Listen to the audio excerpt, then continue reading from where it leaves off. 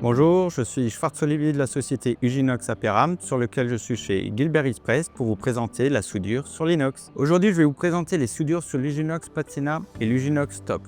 Les soudures aujourd'hui qu'on va faire, c'est de style pseudo-brasure. Mais attention, que deux inox peuvent se souder. Pour souder de l'inox, l'Uginox Patina, on va utiliser le décap inox pour réaliser de la pseudo-brasure, sur lequel on va appliquer directement sur les deux métaux le flux.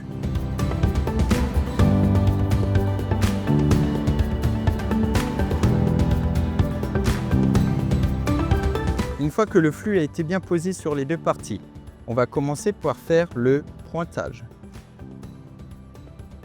Tous les environ 3 cm.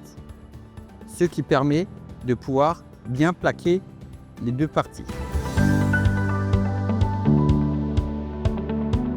Dès que le pointage a été réalisé, nous allons faire la soudure lisse.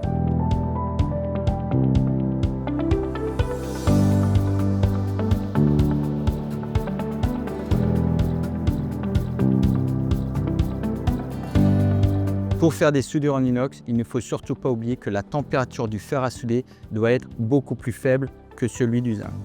L'avantage du flacon applicateur, c'est de pouvoir mettre du décap inox à l'intérieur, sur lequel on va pouvoir éviter de la contamination et pour pouvoir réaliser de belles soudures.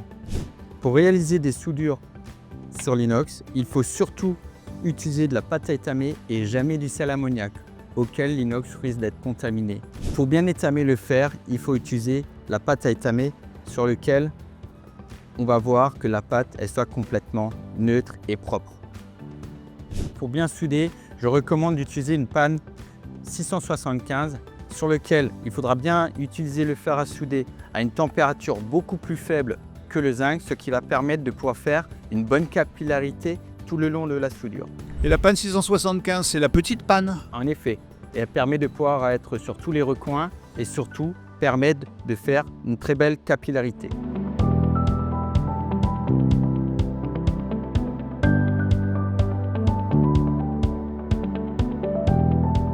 Une fois que la soudure lisse a été réalisée, ce qui permet l'étanchéité totale, nous allons rajouter le flux afin de faire la soudure à cotte.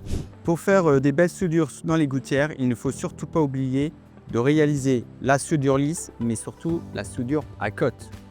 Il va de soi que, comme on l'a vu tout à l'heure, il faut absolument utiliser le décap inox pour réaliser ces soudures. Sur une gouttière en Uginox Patina, voici un bel exemple d'une soudure réalisée. Une autre gamme pour les EP, l'Uginox Top, sur lequel cette gouttière restera toujours pareille dans 10 ans, 20 ans, 30 ans, 50 ans. Son gros avantage, c'est que comme tous les inox, elle est alimentaire, ce qui permet de pouvoir faire de la récupération d'eau pluviale.